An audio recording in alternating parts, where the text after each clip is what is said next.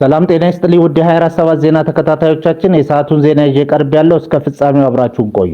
የምንለቃቸው መረጃዎች እንዲደርሳችሁ ላይክ፣ ሼር እና ሰብስክራይብ ማድረጋችሁ እንዳትረሱ በማለት ወደ ዜናው አለፍኩ። ነዋሪነቱ በመቀሌ ከተማ የሆነው ጋዜጠኛ በትግራይ ክልል ዳግም ጦርነት ሊቀሰቀስ ነው የሚለው ስጋት ተከትሎ ሰዎች በብዛት እየወጡ መሆኑን ለኢትዮጵያ ኢንሳይደር አረጋግጧል። ከክልሉ ወደ አዲስ አበባ የሚደረጉ የአየርም የየብስም ትራንስፖርት አማራጮች በጣም ብዙ ናቸው ያለው ጋዜጠኛው በአውሮፕላንም በባስም ብዙ ሰው እየወጣ ነው ሲል ያለውን ሁኔታ ያስረዳል።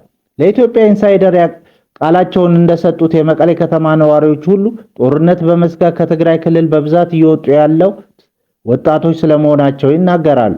በፍጥነት መውጣት የሚፈልጉ ወጣቶች በክልሉ የአውሮፕላን ትኬት ለማግኘት ቀናትን ላለመጠበቅ ሲሉ ወደ አፋር ክልል ሰመራ በመኪና ሄደው ከዚያ በአውሮፕላን ይጓዛሉ ይላል ጋዜጠኛው። አውቶቡስም እንደ ልብ እንደማይገኝና ትኬት ቆርጦ ለመሄድ ቀናትን ሊያስጠብቅ እንደሚችል የሚናገረው ጋዜጠኛው በዚህ ምክንያት በመለስተኛ ተሽከርካሪዎች አቆራርጠው ወደ አፋር የሚገቡ ወጣቶች እንዳሉ ይገልጻል። ወጣቶች ትምህርት ጭምር አቋርጠው ነው እየወጡ ያሉት ሲልም የሁለተኛ ደረጃና የዩኒቨርሲቲ ተማሪዎች ጭምር ከክልሉ እየሸሹ መሆኑን ያብራራል። የዩኒቨርሲቲ የሚማር ወንድም እንዳለው የሚገልጸው ጋዜጠኛው ቤተሰባቸው ትምህርቱን አቋርጦ ወደ አዲስ አበባ እንዲሄድ እየወተወቱት እንደሆነ በግል የገጠመውን አካፍሏል። ትንሽ ሁኔታውን እንየውና ካልሆነ ይሄዳል ብዬ ነው ያረጋጋቸው ሲልም ቤተሰቡ በጭንቀት ላይ እንደሆነ ያክላል። በትግራይ ክልል ስላለው የጦርነት ስጋት የጋዜጠኛው ሲያስረዳ የኢትዮጵያ ሰራዊት ተጠግቷል። በትግራይ በኩልም ዝግጅቶች አሉ። በቀበሌውም ሰው እያዘጋጁ ነው። በየቀበሌው ለጦርነት ተዘጋጁ ተብሎ ተነግሯል።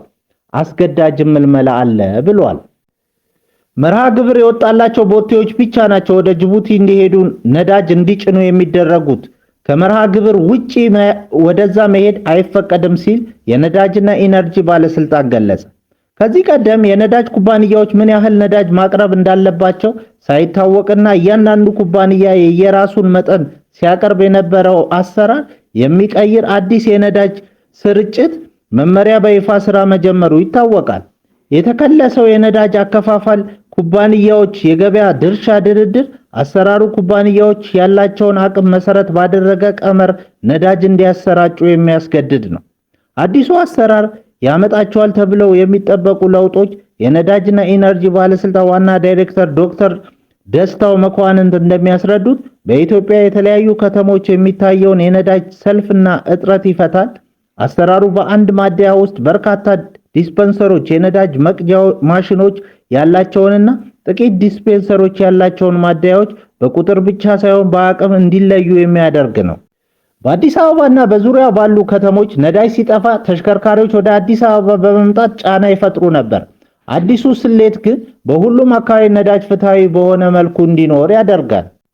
ቀደም ሲል አንዳንድ ኩባንያዎች ቁጥጥር ወደ ሌለባቸው የድንበር አካባቢ ነዳጅ በዘፈቀደ በመጫን በተሻለ ዋጋ ይሸጡ ነበር። አሁን ግን እያንዳንዱ ኩባንያ የሚጭነው መጠንና የሚሄድበት አካባቢ አስቀድሞ ስለሚታወቅ ከዛ ውጪ መጫን አይችሉም።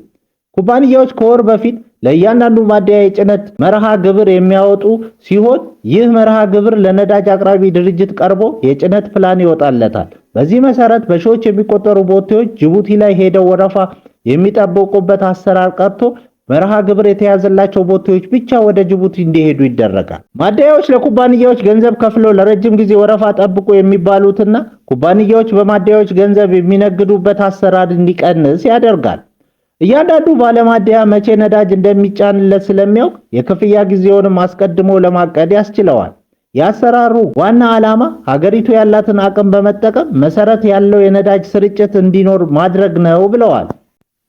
በሌላ ዜና የአሜሪካ ጠቅላይ ፍርድ ቤት የትራምፕን የቀረጥ ጭማሪ ደንብ ውድቅ አደረገ። የአሜሪካ ፕሬዝዳንት ዶናልድ ትራምፕ በተለያዩ ሀገራት ሸቀጦች ላይ የጣሉትን የቀረጥ ወይም የታሪፍ ጭማሪን የሀገሪቱ ጠቅላይ ፍርድ ቤት ዛሬ ውድቅ ማድረጉን ዶቼ ቬለ ዘግቧል። ወግ አጥባቂ ዳኞች የሚበዙበት የአሜሪካው ጠቅላይ ፍርድ ቤት ፕሬዝዳንት ትራምፕ የምጣኔ ሀብት አጀንዳቸውን ገቢር ለማድረግ የሚጠቀሙበትን የስልጣን መሳሪያ አግዷል። ትራምፕ ሀገራትን በቀረጥ ጭማሪ ለመቅጣት ለመበቀልና የሚፈልጉትን እንዲያደርጉላቸው ለማስገደድ የሚጠቀሙበት የዓለም አቀፍ አስቸኳይ የኢኮኖሚ ስልጣን IEEPA የተባለው ደንብ ነው። የአሜሪካ የመጨረሻ ፍርድ ቤት ዳኞች ዛሬ 6-3 በሆነ ድምፅ ባጸደቁት ውሳኔ ግን ትራምፕ ተጨማሪ ቀረጥ እንዲጥሉ የIEEPA ደንብ ስልጣን አይሰጣቸውም። ፕሬዝዳንት ትራምፕ የIEEPA በተባለው ደንብ መሰረት በየሀገሪቱ ላይ እንዳሻቸው የቀረጥ ጭማሪ መጣላቸውን ከዚህ ቀደም አንድ የአሜሪካ የበታች ፍርድ ቤት ህገወጥ በማለት ቀረጥ መጨመሩ እንዲቆም ወስኖ ነበር።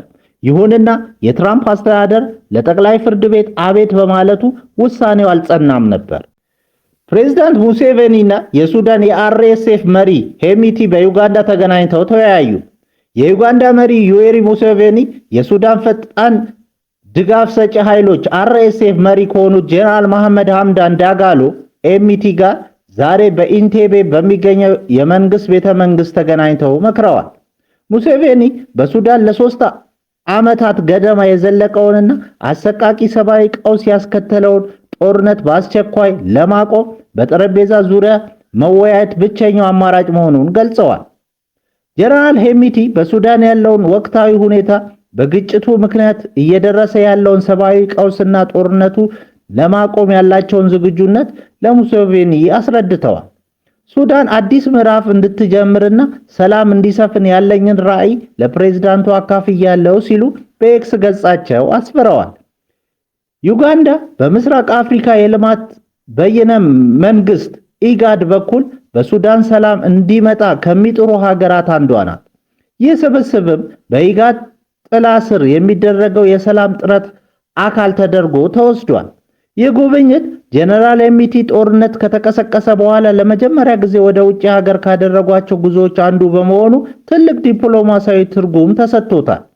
በሱዳን ጦርና በአርኤስኤፍ መካከል ያለው ግጭት በሚሊዮን የሚቆጠሩ ሰዎችን ለስደትና ለረሃብ የዳረገ ሲሆን እንዲህ ያሉ ከፍተኛ የዲፕሎማሲ ግንኙነቶች ግጭቱን ለማርገብ ተስፋ ይጣልባቸዋል። በህንድ 33 ህፃናት ላይ የጾታ ጥቃት የፈጸሙ ባልና ሚስት የሞት ፍርድ ተፈረደባቸው። በህንድ ኢታር ፕራዲሽ ግዛት የሚገኝ ፍርድ ቤት ላለፉት 10 ዓመታት በ33 ህፃናት ላይ ዘግናኝ የጾታ ጥቃት ሲፈጽሙ በነበሩ ባልና ሚስት ላይ የሞት ቅጣት ማስተላለፉ ተሰምቷል። ተከሳሾቹ የቀድሞ የመንግስት መሐንዲስ የነበሩት የ50 ዓመቱ ራም ቡኻዋን እና ባለቤቱ ዱርጋቫቲ ሲሆኑ እድሜያቸው ከ3 እስከ 13 የሆኑ 33 ህፃናት በስጦታና በቪዲዮ ጌም በመደለል ወደ ቤታቸው በመውሰድ ለዓመታት ጥቃት መፈጸምና ድርጊቱን በቪዲዮ በመቅረጽ ለ47 ሀገራት ለሚገኙ ድረገጾች ምስላቸውን ሲሸጡ ነበር ተብሏል። ጥቃቱ የተፈጸመባቸው ህፃናት ላይ ከፍተኛ የአካል ጉዳት የደረሰ ሲሆን አንዳንዶቹም የአይን እይታቸውን እስከ ማጣት ደርሰዋል። በአሁኑ ወቅት ተጎጂዎች በዴልሂ በሚገኝ ከፍተኛ የሕክምና ተቋም የስነ ልቦናና የሕክምና እርዳታ እየተደረገላቸው ይገኛልም ተብሏል። ወንጀሉ ሊጋለጥ የቻለው ለአውሮፓ አቆጣጠር በ2020 ኢንተርፖል ባደረገው የዲጂታል ክትትልና ለህንድ የምርመራ ቢሮ CBI በሰጠው ጥቆማ ሲሆን የባንዳ ፍርድ ቤት ዳኛ ፒኬ ሚሽራ ወንጀሉን እጅግ አሰቃቂ ሲሉ የገለጹት ሲሆን ተከሳሾቹ ለፈጸሙት ድርጊት የመታረም ዕድል የሌላቸው መሆኑን በመጥቀስ የሞት ቅጣቱን አጽድቀዋል። የፔሩ ፓርላማ ጄሴ ማሪያ ባልካዛርን የሀገሪቱ ተጠባባቂ ፕሬዝዳንት አድርጎ ሰየመ። ፓርላማው ቀደም ብሎ ለ4 ወራት በተጠባባቂ ፕሬዝዳንትነት ያገለገሉት ጆሴ ሜሪ በሙስና ምክንያት ከስልጣን ማንሳቱ ይታወሳል። አሁን የተመረጡት ፕሬዝዳንት ጄሲ ማሪያ ባልካዛር የፓርላማው አባል እንደሆኑ ተነግሯል። በ10 ዓመት ውስጥ በፔሩ 8 ፕሬዝዳንቶች መፈራረቃቸውን ሮይተርስ ጽፏል። ሀገሪቱ ሚያዝያ ወር ላይ ፕሬዝዳንቷን እና የፓርላማ አባላትን ምርጫ ለማካሄድ ቀጠሮ ይዛለች።